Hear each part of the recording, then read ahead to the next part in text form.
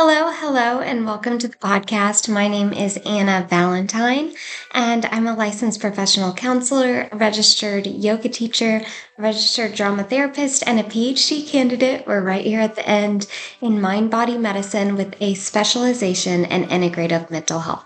My podcast is to supply nuggets of information regarding innovative and somatic approaches to mental health treatment. Together, we talk about things such as creative arts therapies, neuroscience and play, the mind-body connection, and alternative approaches to psychotherapy. So without further ado, I'm trying something new. I'm recording things. I feel like it will just make it a bit more personal. So I will release this. Please don't mind my dogs. I'm going to release this on my podcast, but I'm also going to release it on YouTube so you can just see my face and get to know me a little bit more. But last fall, I was slowly working through my book. It's called Simply Begin, Create, Meditate, and Find Purpose. And we are on chapter 6, which is titled Purpose Lies in Welcoming Your Suffering. So if you are new here, I really hope that you will go back to previous podcasts and work your way through the book with me, but I'm just going to read it here for you today. If you're interested in purchasing your own copy, it's available on Barnes & Noble, bookstore.com, Whip and Stock Publishers, Target.com, Walmart.com, Amazon, all of the things. So without further ado, we're going to jump right on into it, and I'm so happy that you're here. So this chapter is meant to generate something that most people are afraid of welcoming. We will tread carefully through the nuances that embody a person's response to trauma. You may be wondering what I'm referring to. I'm identifying the formidable ability to experience hope. Hope can be a tricky thing because we risk disappointment. We set ourselves up for potential rejection, and most importantly, we walk the tightrope of change. I would argue that the fear of change is the key to most creatives' stuckness. Change requires us to make, create, and do something differently. Change asks us to take risks. Change can also put ourselves out there for the world to see, or even put our hearts on the front lines of human mockery. Change requires us to expand our perspectives, our minds, and our possibilities. Change asks us to walk a new path, whereas comfort tends to whisper, "You can trust me, you know me." How often do you let comfort take the place of potential change or creativity? Granted, I understand there are many layers to this notion. We can make every excuse in the book for our stuckness, and the truth? Your excuses are valid. We live in a ruthless world where we are never immune to suffering. There may be seasons of your life in which suffering takes place in your home, and there will most definitely be suffering in the culture around you. We can choose to ignore the suffering and pretend as if it does not pertain to us, or we can begin a process of befriending this experience and understand its purpose to make sense of our purpose. Romans 8:20-22 states, "For the creation was subjected to frustration, not by its own choice, by the will of the one who subjected it, in hope that creation itself would be liberated from its bondage to decay and brought into the freedom of the glory of the children of God." We know that the whole creation has been groaning, as in the pains of childbirth, right up to the present time. As hard as we try, we cannot escape the suffering of this world. We cannot protect our children from understanding this for themselves as they mature. The only thing that we can do is to equip ourselves and our families to sustain through the storms. This is another book, but I do want to refer you to Ephesians 6, which is also known as the Armor of God. This chapter is invaluable and offers the proper tools to have in place as we prepare to conquer suffering in our life. I want to offer you a weapon as you navigate the suffering, rather than wading in the gloomy waters of grief. What if it is possible to acknowledge that suffering is a doorway to a new life, rather than staying in the pit of despair? I'm not telling you not to grieve. In fact, I encourage you to try to acknowledge every emotion you can identify as you experience the deepest pitfalls in life. When we fail to acknowledge or express our emotional signals our brains are offering, they can fester within the very cells of our bodies. Emotional identification is a critical step to welcoming suffering and all that it brings. Suffering is a term that blankets a never-ending list of experiences. Suffering to a child might be the loss of their first dog, while suffering to an adult might be a family member receiving a terminal diagnosis. The mission here is not to invalidate the pain of the suffering, rather to formulate ways to move through whatever seasons you find yourself within at any given time in your life. How we choose to interact with our experience often set the stage for what the next season will bring. So you might be wondering how this plays out. Okay, Anna, I can acknowledge the suffering in my life. In what way can I possibly use this tragedy? Every story is different and unique in its own ways, and some individuals use creativity as a vessel to their healing, while others cannot even begin to explore until they are at a certain point in their grieving process. If you know my background, you know that I spent 10 plus years studying and making theater and art. Immediately, I think about the tragedies and comedies of Shakespeare. Shakespeare's first folio of writings are often remembered as intense dramas and tragedies. The pattern of storyline introduces us to a character that is pursuing integrity yet is overcome by their own character defects, which go unrecognized. When they finally realize the depth of their challenges, it's usually too late.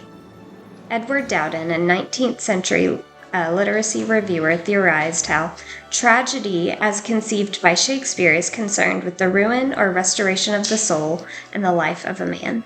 So, the question becomes, are we able to recognize our own temptations and sin before it leads to our destruction? I'm certainly not insinuating that our character defects are the reason we are experiencing human suffering, but I'm asking you to reflect on your own patterns in order to intervene with the prolonging of your suffering. For example, maybe you did make significant mistakes in a friendship that led to the end of a relationship. Relationships are two ways, and the longer you allow shame to keep you closed off from the world, the longer we prolong our suffering. The Apostle Paul wrote a letter to the city of Corinth, which has been shared with us in the book of Romans, which I referred to earlier, and it's the 6th book of the New Testament, if you're unfamiliar.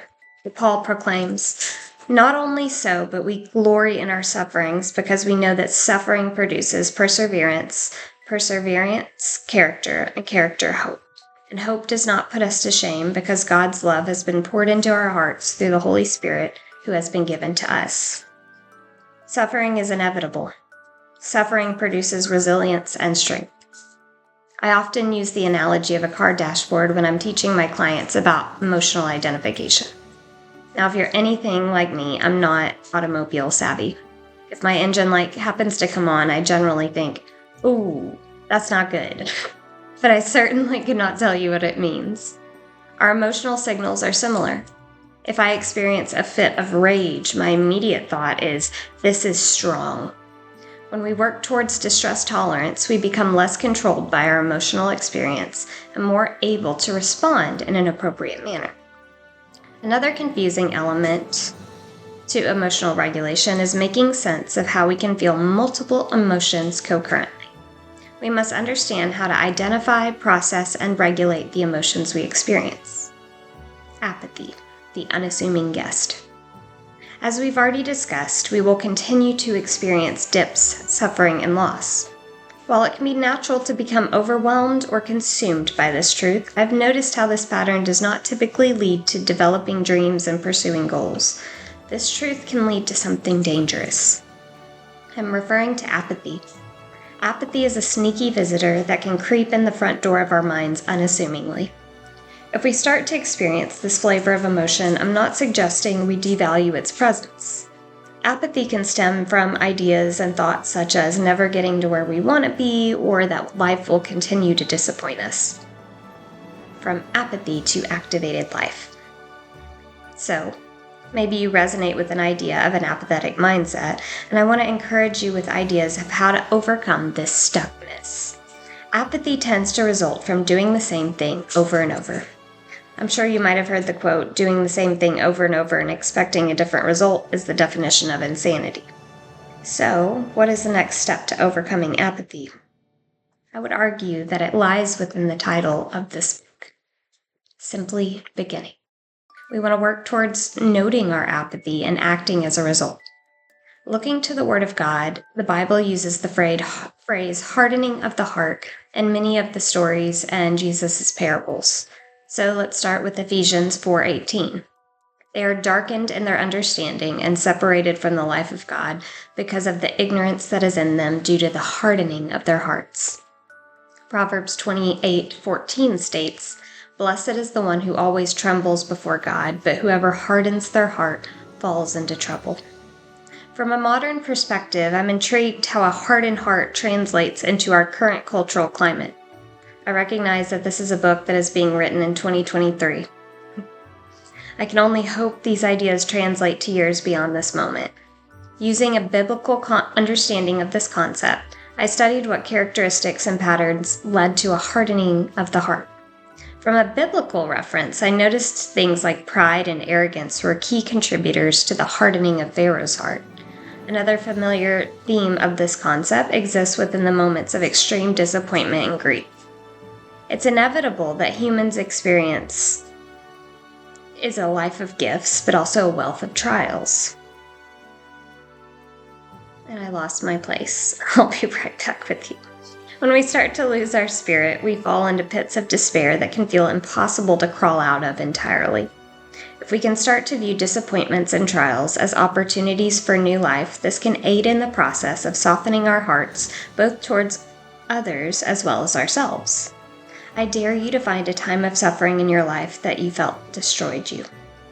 The fact of the matter is that you're reading this book, and to me, that displays hope and curiosity that your future could feel less empty and more aligned with what you know and believe to be important. Time and time again, we face trials, and time again, we could start to restore the brokenness we experience as a part of our humanness. So if a hardening of the heart is generally stimulated by our own temptations, sins, and distorted cognitions, we can start to express compassion and also keep ourselves accountable to use this knowledge to move towards our calling. Below is a list of the 7 deadly sins. I do want to iterate that there are more than 7 types of sin, but I appreciate this list because I feel it encompasses many of our more nuanced struggles. For example, if I spend inappropriate time on social media presence rather than in my present relationships, it's possible that I struggle with pride. This exploration is not meant to simply point out your character flaws. In fact, I believe you are a dynamic human with plenty of opportunity to choose dark or light, but I would be remiss if I did not believe that we are uniquely tempted. Take a moment to review the options and engage in a bit of expressive writing around how these characteristics may be contributors towards your internal struggles. Number 1, pride. Number 2, greed. Number 3, lust. Number 4, anger. Number 5, gluttony. Number 6, envy. And number 7, sloth.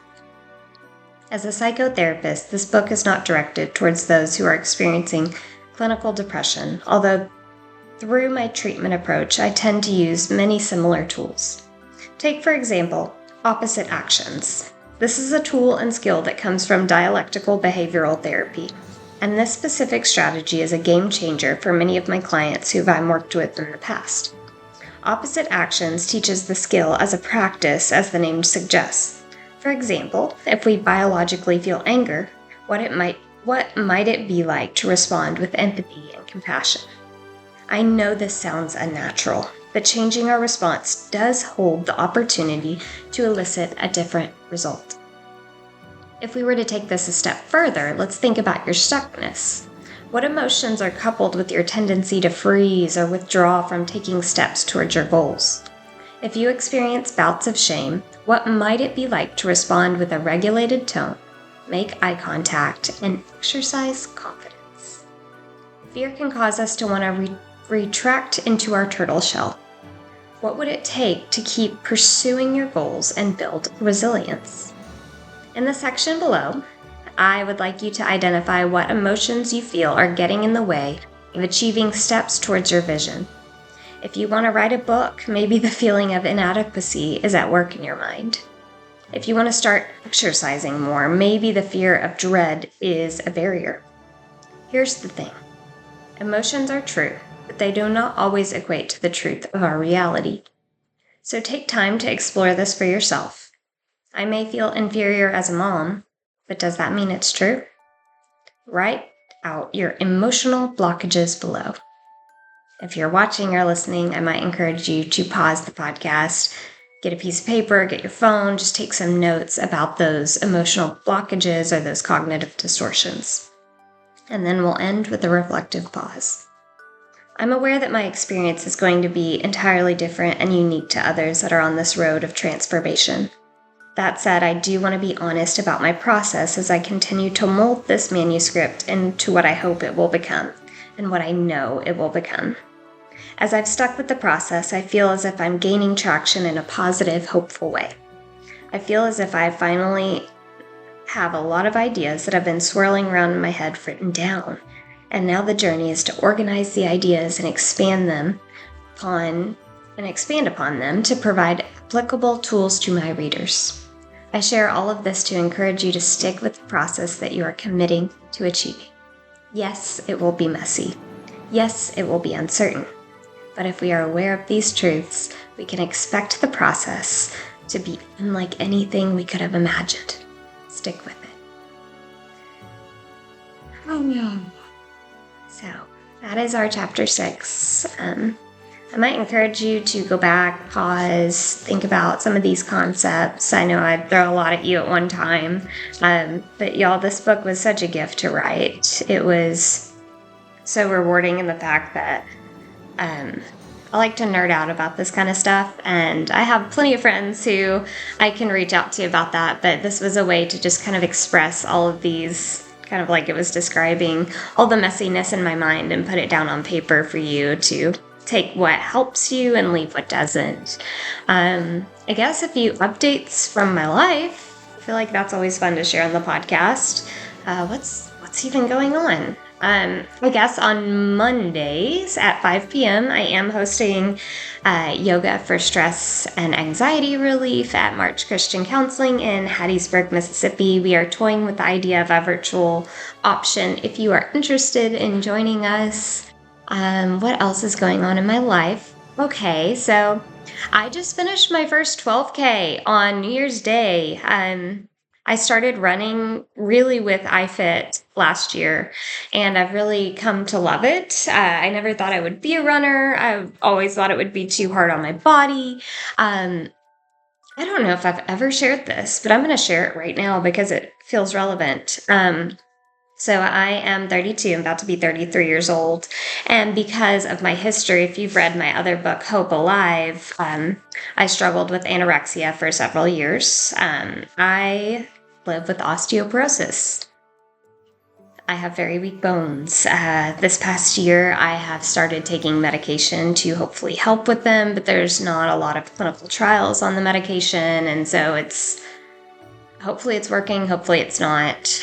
All of that to say, it has really changed my perspective of health and my body, and I've gotten the advice time and time again that this is irreversible and something I will just have to manage and live with, and I refuse to believe that because I know our bodies can heal themselves. All of that to say, I've really gotten into running, and so I finished my first 12K.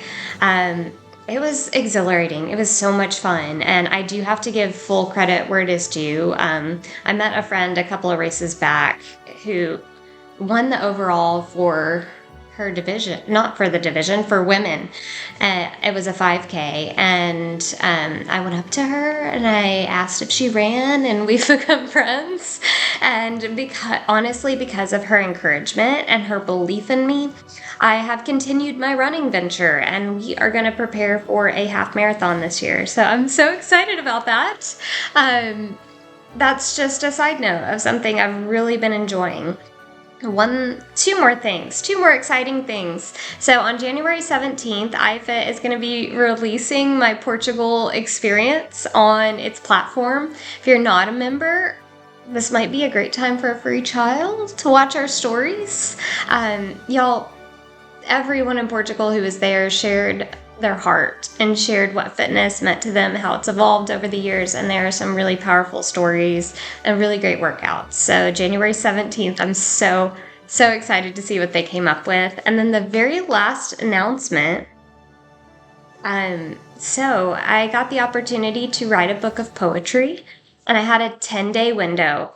And I'm not, well, I didn't consider myself a poet. I don't really know anything other than high school English about how to write poetry, but I did my best, and I was really, really humbled by the process. And it's called A Heart Transformed, Workings of the Great Physician.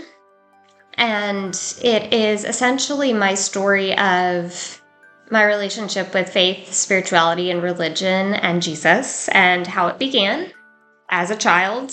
I was very privileged enough to go to a private Christian school, but my understanding of Christianity and Jesus was very, I want to say it was hijacked, but it was very confused. That's what I'll say. I did not have the emotional maturity to really ask questions for myself. I just kind of went with the motions, and, there's a lot of hypocrisy because we're human beings in that environment. So the book of poetry just talks about how I was introduced to it, how I strayed away from my faith, and how the Lord really brought me back in such a meaningful relational way. And so I will be releasing that hopefully in the next couple of weeks. I hope you can get your hands on it. I'm really excited to share that with you. And as always, thank you for being a listener.